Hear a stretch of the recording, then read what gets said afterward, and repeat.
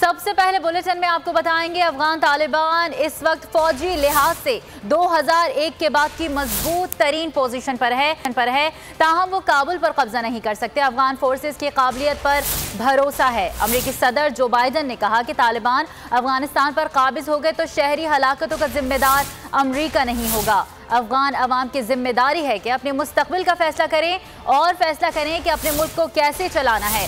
अमेरिकी सदर का कहना था कि अफगान मसले के हल के लिए अफगान रहनुमाओं को मिल बैठना होगा, खित्ते के ममालिक को भी आगे आना होगा। अमेरिका की एक और नस्ल को अफगानिस्तान में जंग लड़ने नहीं भेजा जाएगा।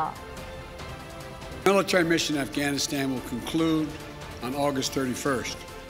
The drawdown is proceeding in a secure and orderly way, prioritizing the safety of our troops as they depart. Our military commanders advised me that once I made the decision to end the war, we needed to move swiftly to conduct the main elements of the drawdown. And in this context, speed is safety.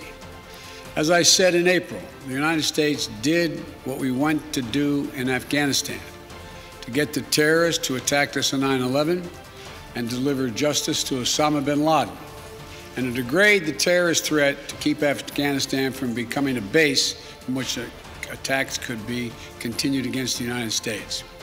We achieved those objectives. That's why we went. Taliban ने दर्जनों जिलाई कस्बों पर कब्जा कर लिया है। सूबाई मराकज़ को भी धमकी जारी कर दी गई है। अफगानिस्तान की सिक्योरिटी सूरत हाल का बगौर जायजा ले रहे हैं। तर्जुमान पेंटागन जॉन कर्बी की मीडिया से गुफ्तगू बोले कि अमेरिका को तालिबान की पेशकदमी का एहसास है। सियासी हल के लिए फरीकैन पर दबाव डालना जरूरी है।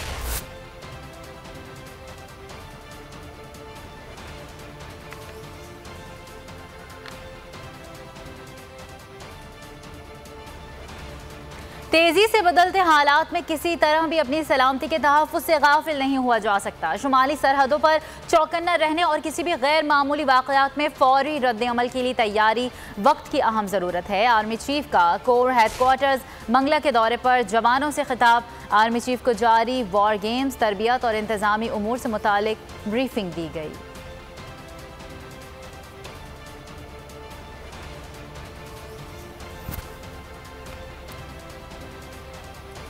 पाकिस्तान अमरीकी अफवाज के इनखला के बाद अफगानिस्तान की सूरत हाल पर गहरी नज़र रखे हुए है। हमारी पॉलिसी वाज़ेह है और हम किसी सूरत अपनी सरजमीन को किसी के खिलाफ इस्तेमाल नहीं होने देंगे और किसी सूरत अफगानिस्तान में जंग का हिस्सा नहीं बनेंगे। वज़ीर दाखिला शेख रशीद का वाज़ेह ऐलान। 12वीं कोर के सिक्योरिटी वर्कशॉप से खिताब करते हुए कहा कि चमन और तुरखम बॉर्डर को जदीद आलात और सिस्टम से लैस किया जा रहा है। चीन, पाकिस्तान, तुर्की, रूस और ईरान सबकी नज़र खित्ते में बदलती हुई सूरत हाल पर है। पाकिस्तान ने फेटफ के 27वीं से 26 नकात पर मुकम्मल अमल दरामद किया, लेकिन हमें सियासी तौर पर मुतनाज़ कर दिया गया।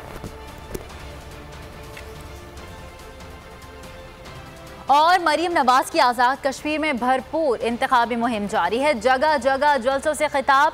कहा आज़ाद कश्मीर का इलेक्शन चोरी किया गया तो राजा फारूक हैदर उन्हें घर तक छोड़ आएंगे, शाहराह दस्तूर पर बैठ जाएंगे। कश्मीर को भारत की झोली में डालने में इमरान खान की मंजूरी शामिल थी। इमरान खान ने अमेरिका से वापसी पर कहा, ऐसा लग रहा है जैसे वर्ल्ड कप जीत कर आया हूँ। क्या कश्मीर को भारत की झोली में फेंकना तुम्हारे लिए वर्ल्ड कप था?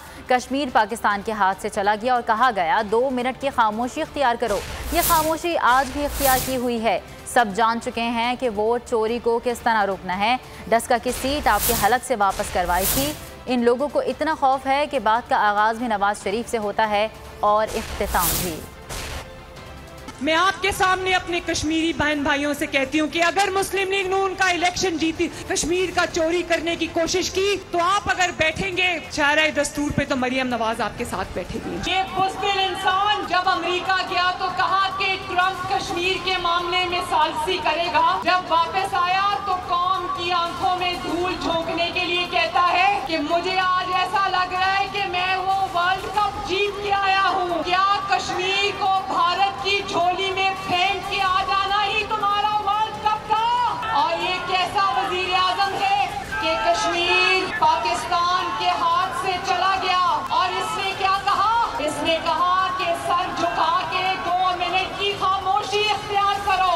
इमरान खान वोट चोर, कि अगर तुमने कश्मीरियों का इलेक्शन चोरी करने की कोशिश की तो कश्मीरियों का बहादुर शेर राजा फारूक हैदर तुम्हें तुम्हारे घर तक छोड़ के आएगा। तो दस्ता के आवाम की तरह इनको पीछे से पकड़ के लेकर आना। मुल्क का वजीर आजम नालायक और नाअहल है। ऐसा वजीर आजम नहीं चाहते जो मोदी के जीतने की दुआ करे। ये बुज़दिल कश्मीर पर बात नहीं कर सकता। चेयरमैन पीपल्स पार्टी बिलावल भुट्टो का हवेली आज़ाद कश्मीर में इंतखाबी जलसे से खिताब। कहा कि कश्मीर पर हमले का जवाब अपने ही नक्शे में तब्दीली से दिया जाता है। 25 जुलाई को कश्मीरी अवाम कठपुतली को जवाब देंगे। मोदी के पोलिंग एजेंट को आपने जवाब देना है। कश्मीर अवाम के सौदे की डिक्टेशन नहीं मानेंगे। पाकिस्तान का वजीर आजम एक सिलेक्टेड है। पाकिस्तान का वजीर आजम नालायक है। पाकिस्तान का वजीर आजम नाअहल है। ये तो नाजायज वजीर आजम है। हम ना वो वजीर आजम चाहते हैं जो इस्लामाबाद में बैठ के मोदी के इलेक्शन को जीतने का दुआ मांगते हैं। हम वो वजीर आजम नहीं चाहते हैं जो कहे कि अल्लाह करे कि मोदी जीत जाए ताकि कश्मीर का मसला हल हो। तारीखी हमला होता है तो बुज़दिल कहता है कि मैं कश्मीर हाईवे का नाम अब श्रीनगर हाईवे में। तारीखी हमला का जवाब अपना ही नक्शा पे अपना ही कलम से तब्दीली करना, आवाम के सामने पेश करना। हम कश्मीरी आवाम के डिक्टेशन को मानेंगे, किसी और का डिक्टेशन को नहीं मानेंगे। हम तो दिल्ली का डिक्टेशन बिल्कुल ही नहीं मानते हैं और बड़ी इज्जत के साथ हम इस्लामाबाद की डिक्टेशन भी नहीं मानते हैं। अगर मानते हैं तो आपके मानते हैं। और वज़ीर ममलिकत फ़ारूक हबीब और मुआविन खुसूसी शहबाज गिल ने मरीम नवाज और बिलावल भुट्टो को जवाब दिया।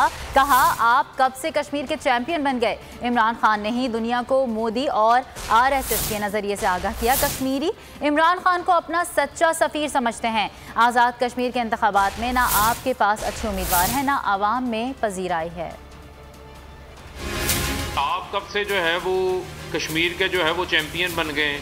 इमरान खान ने तो पूरी दुनिया को मोदी की RSS की आइडियोलॉजी मुतारफ करवाई। जो कश्मीरी हैं वो इमरान खान को अपना सच्चा सफ़ीर समझते हैं कश्मीर की जदोजहद का। जो आज़ाद कश्मीर है इसके जो इंतखाबात हो रहे हैं उस दौरान आपके पास ना आपको अच्छे कैंडिडेट्स निकले हैं, ना आवाम के अंदर को पजीराई है। इस तरह की बातें, झूठे दावे जाकर गिलगित बल्तिस्तान में भी आप करते रहे, वहाँ आपको बदतरीन शिकस्त हुई। अब आपको आज़ाद जम्मू कश्मीर में भी अपनी शिकस्त जो है वो नजर की जो है वो बातें शुरू कर दी। दोनों अपने अबू की चोरी बचाना चाहते हैं। सिंध के अंदर, पंजाब के अंदर करप्शन की हो, अब आप अपने उसी करप्शन के एजेंडे को जो है वो आज़ाद जम्मू कश्मीर के अंदर लेके जाना चाहते हैं। आज मरियम सफदर को ये जवाब भी कश्मीरियों को देना पड़ेगा कि कुलभूषण यादव जब पाकिस्तान में पकड़ा गया तो आपके वालिद साहब सुन क्यों थे, वो म्यूट मोड पे क्यों थे? कश्मीरी ये भी सवाल पूछेंगे कि फॉरेन ऑफिस को क्यों इतना जोर लगा के कश्मीर की बात किसी भी प्राइम मिनिस्टर उस टाइम पे जो नवाज शरीफ थे उनकी किसी स्पीच में भी डलवाने के लिए बहुत बड़ी मुसीबत थी। तो कश्मीरी आपसे वोट देने से पहले सवाल जरूर पूछेंगे। 25 जुलाई को होने वाले इंतखाबात पर बात करेंगे। एडिटर इन चीफ नज़ीर लगारी साहब हमारे साथ मौजूद हैं। नज़ीर लगारी साहब, जिस तरह से इंतखाबी मुहिम जारी है, कल मरियम नवाज ने भी खिताब किया, बिलावल भुट्टो जरदारी जो ये दावा करते हैं कि सिर्फ पाकिस्तान पीपल्स पार्टी ही वो वाहिद जमात है जो मोदी की आंखों में आंखें डालकर बात कर सकती है। इसके अलावा नून लीग को भी हमने देखा कि हुकूमत पर तनकीद की गई उनकी जानिब से और पीपल्स पार्टी ने भी तनकीद की। क्या कहेंगे आप? लेकिन दावा इंतखाबी है ना, चूंकि इंतखाबात हो रहे हैं, इस इंतखाबात की वजह से सारे सियासी लीडर, पॉलिटिकल जितने भी यहाँ बड़े एक्टिविस्ट हैं सब लगे हुए हैं इलेक्शन की कैंपेन में। तो इंतखाबी मुहिम में इस तरह की बातें होती रहती हैं।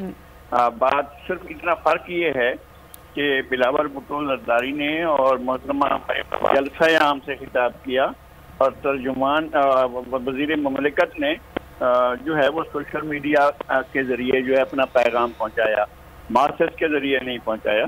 तो ये फ़र्क है जी। और इस तरह के दावे होते रहे हैं, किए जाते रहे हैं। पीपल्स पार्टी का अपना एक माजी है, PMLN का अपना एक माजी है, लेकिन हाल में तो हमें नुकसान ही हुआ है ना। जो इंडिया ने जितनी भी कार्रवाई की हम उसको मौसर जवाब नहीं दे सके हैं और उसको ये इंडिया को ये बावर नहीं कराया है कि ये कश्मीर का इशू जिस तरह से उसने 370 आर्टिकल को रिवोक किया, हम उसका कोई मौसर जवाब नहीं दे पाए। हम सिर्फ बातें बहुत कर रहे हैं, हम मौसर जवाब नहीं दे सके। अच्छा नज़ीर लगारी साहब, इलेक्शन कैंपेन की बात हो रही है, मरियम नवाज़ बहुत मुतहरिक हैं, कयास आ रही थी कि मरियम नवाज़ जो है वो एक्टिव नहीं होंगी, शहबाज शरीफ नहीं चाहते कि वो लीड करें, तो आप कैसे देखते हैं वो सिर्फ इस वक्त के लिए एक्टिव हुई हैं या वो फ़र्क बता रही हैं कि जब शहबाज शरीफ एक्टिव होते हैं और मैं जब जलसे से खिताब करती हूँ तो क्या फ़र्क है?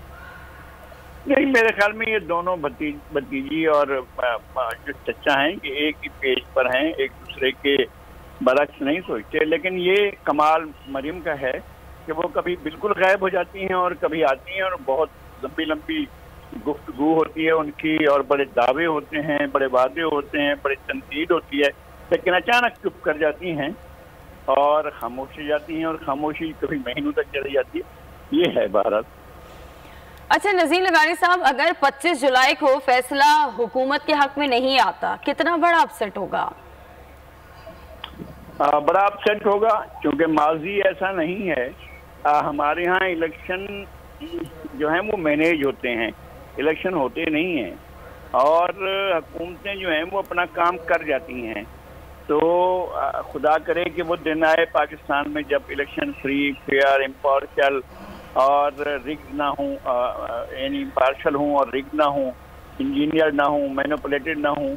हम सब दुआ करते हैं, और आज़ाद कश्मीर में भी ऐसा हो कि हम दुआ गो हैं कि इलेक्शन जो है वो मैनिपुलेटेड ना हो, पार्टी जीत रही हो उसको जीतने दिया जाए। अच्छा लगारी साहब, बिलावल भुट्टो ने खिताब किया, मरीम नवाज़ ने भी किया, लेकिन मरीम नवाज़ ने पीपल्स पार्टी पर तनकीद नहीं की, बिलावल भुट्टो ने बार बार तनकीद की। कल तो ये कहा कि शेर शेर रहे, बिल्ली ना बने। मशवरा है उनका कि कभी आप पीछे हट जाते हैं, कभी आगे आते हैं, कभी बहुत ज़्यादा लंबी तकरीरें होती हैं, बड़े धमकियाँ होती हैं, आर पार की बातें होती हैं, और कभी खामोशी हो जाती है। लेकिन मरियम जो है वो अभी इस मूड में नहीं है कि वो बिलावल को या पीपल्स पार्टी को कोई जवाब दें। उनका ये ख्याल है कि शायद इससे वोट बैंक मुतासर होता है और वो मनफी सोचने लग जाता है। इस तरह की बातों को बिलावल भी कहाँ कहाँ तनकीद करनी चाहिए, कहाँ तनकीद नहीं करनी चाहिए। सही। आज़ाद कश्मीर इलेक्शन कैंपेन पर नज़ीर लगारी साहब तजिया दे रहे थे, आपका शुक्रिया। क्रिकेट की बात करेंगे। इंग्लैंड की बी टीम के खिलाफ पाकिस्तान की सी क्लास की कारकर्दगी। मेज़बान टीम ने पाकिस्तान को सीरीज़ के पहले वनडे में 9 विकेटों से शर्मनाक शिकस्त दे दी। 142 रन का हदफ इंग्लिश टीम ने बआसानी 1 विकेट के नुकसान पर पूरा कर लिया। डेविड मिलान 68 और जैक क्रोली ने 58 रन की मैच विनिंग इनिंग्स खेली। 3 मैचेस की वनडे सीरीज में इंग्लैंड को 1-0 की बढ़तरी हासिल हो गई। Pakistani batting line English bowlers के सामने रेत की दीवार साबित हुई। प्रैक्टिस, ट्रेनिंग कुछ काम ना आया। पूरी टीम महज 141 रन का मजमुआ ही स्कोर बोर्ड पर सजा सकी। 6 खिलाड़ी तो डबल फिगर में भी दाखिल ना हो सके। घबराना नहीं है, कप्तान बाबर आजम ने टीम और फैंस को पैगाम दे दिया। मैच के बाद ऑनलाइन प्रेस कॉन्फ्रेंस में बोले, शिकस्त धचका नहीं, टीम पर भरोसा है, गलतियों को दूर करके अगले मैच में अच्छा परफॉर्म करेंगे। फखर जमान का कहना था कि विकेटें जल्दी गिरना शिकस्त की वजह बनी, अगले मैच में कमबैक करेंगे। फवाद मुस्तफ़ा क्रिकेट एनालिस्ट हमारे साथ मौजूद हैं, कल के मैच पर उनसे बात करेंगे। फवाद, शुक्रिया आपके वक्त का। फवाद, कल क्या हुआ? अब कप्तान ये मैसेज दे रहे हैं कि घबराना नहीं है, तो क्या हमारी टीम घबरा गई नए खिलाड़ियों से? देखें, इंग्लैंड वर्ल्ड चैंपियन है और उसने बता दिया कि 2 घंटे के नोटिस पे उन्हें एक नई टीम खड़ी करनी पड़ी, और वो नई टीम आके जिस तरह खेली है, सो वो बेसिकली एक गवाही देती है कि उनका सिस्टम बहुत तगड़ा है। कि अगर उन्हें सडनली भी एक टीम खड़ी करनी पड़े, जो एक बड़ी कामयाबी होती है किसी भी क्रिकेट बोर्ड की, कि उनकी जो दूसरी टीम भी है वो इतनी तैयार हो कि अगर उन्हें बेंच स्ट्रेंथ उनकी इतनी तगड़ी हो कि उन्हें अगर अचानक से भी ज़रूरत पड़ जाए तो वो एक टीम खड़ी कर दें। तो उन्होंने टीम खड़ी की और जिस तरह से वो खेली, शायद मुझे तो लग रहा था कि ये जो उनकी अगर पूरी टीम खेलती उससे भी बेहतर खेल गए। जहाँ तक हमारा ताल्लुक़ है तो हम बहुत बुरा खेले, ये एक मानने वाली बात है। घबराना नहीं है, कमबैक करेंगे, कमबैक ज़रूर आप कर सकते हैं, एंड हो सकता है कि आप बहुत अच्छा कमबैक करें, लेकिन ये घबराने वाली बात है। उसकी वजह ये है कि जो टीम एक जिसका पता ही नहीं था, मतलब उनके नामों का नहीं पता, 4 से 5 उनके डेब्यू हुए हैं, वो आती है, आपको 150 के अंदर आउट कर लेती है और 9 विकेट से जीत जाती है। तो ये घबराने वाली बात तो है, तो घबराहट तो होती है। तो अब देखना ये है कि आप कमबैक हम कैसे करते हैं, ये बहुत ज़रूरी है। अच्छा फवाद, कल के मैच में 140 के बाद 170 और 200 तक ले जाने की फाइट भी नहीं दिखी प्लेयर्स में। देखिए मुझे थोड़ा सा ये लगा ठीक है, ऊपर से आउट हो जाते थे, पहले भी होते रहे हैं, ये पहली बार नहीं हुआ है पाकिस्तान की तारीख में कि हम टॉप ऑर्डर इतनी जल्दी आउट हुआ है। लेकिन बाद में जो विकेट हमने थ्रो की, जो एक कोशिश होती थी कि कम से कम पूरे 50 ओवर खेल लिए जाएं, वो कोशिश नहीं दिखाई गई। 6, 7, 8 नंबर पे जहाँ भी था बहुत ज़्यादा जल्दी में नजर आए।